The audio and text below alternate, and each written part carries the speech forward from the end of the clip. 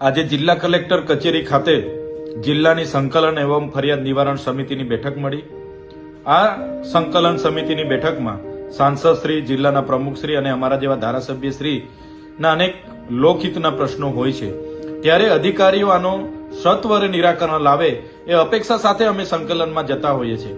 ત્યારે આજે પણ ઘણા પ્રશ્નો જે આગળની સંકલનોમાં અમે મૂક્યા હતા, છતાં એનું નિરાકરણ ન આવતા આજની સંકલનોમાં પણ અમારે મૂકવા પડ્યા છે।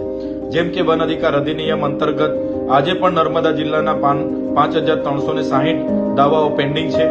નર્મદા જિલ્લામાં ઘણા એવા ડામરના રસ્તાની કામગીરી ચાલુ હતી, બ્રિજની કામગીરી ચાલુ હતી, વન વિભાગ દ્વારા એમને અટકાવી દેવામાં આવ્યા છે, એમના સાધનો જમા લેવામાં આવ્યા છે, ત્યારે એને પણ સત્વરે ચાલુ કરવામાં આવે જેથી કરીને લોકોને હાલાકી ન પડે એની રજૂઆત આજે મેં કરી છે।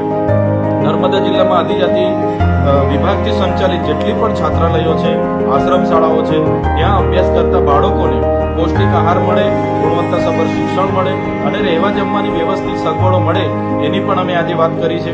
સાથે સાથે નર્મદા જિલ્લામાં જે ડોક્ટરોની ઘટ છે, સ્ટાફ નર્સની ઘટ છે, એવી ઘટ પણ પૂરો કરવામાં આવે અને નર્મદા જિલ્લામાં સબવાહિની નથી તો તમામ તાલુકાઓમાં પણ સબવાહિની પૂરી પાડવામાં આવે એ પ્રકારની રજૂઆતો આજે થઈ છે। સાથે સાથે જે એટીવીટીની મિટિંગમાં જે અમને વિશ્વાસમાં લીધા વગર જે બિન આદિવાસીને સભ્ય બનાવવામાં આવ્યા છે, ત્યારે એ બિન આદિવાસી સભ્યને રદ કરવામાં આવે અને ફરી સભ્યની નિમણૂક અમને વિશ્વાસમાં લઈને કરવામાં આવે એ બાબતની રજૂઆત કરી છે। સાથે સાથે નેશનલ હાઈવે હોય, સ્ટેટ હાઈવે હોય, જિલ્લા પંચાયતના રોડના કામો સત્વરે પૂર્ણ કરવામાં આવે અને ગુણવત્તાસભર કામો કરવામાં આવે એની પણ અમે આજે રજૂઆત કરી છે।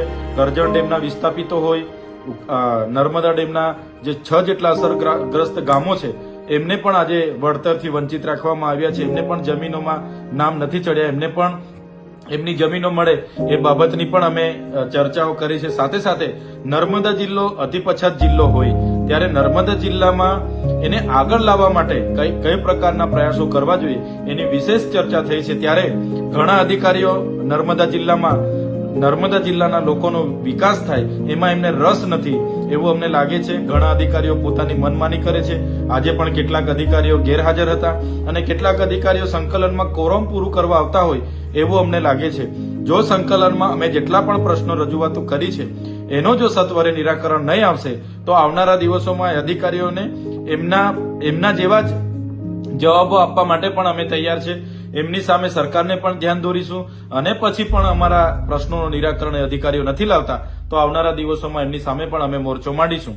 આજે જિલ્લા સંકલનમાં અમને આશ્વાસનો મળ્યા છે, જો એ પ્રશ્નોનો યોગ્ય નિરાકરણ આવનારા દિવસોમાં નહીં આવે તો અમારે ચોક્કસપણે એ પ્રશ્નોને વાચા આપવા માટે એમની કચેરીઓ તરફ ધરણા પણ કરવા પડે તો ધરણા પણ અમે આવનારા ભવિષ્યમાં કરીશું।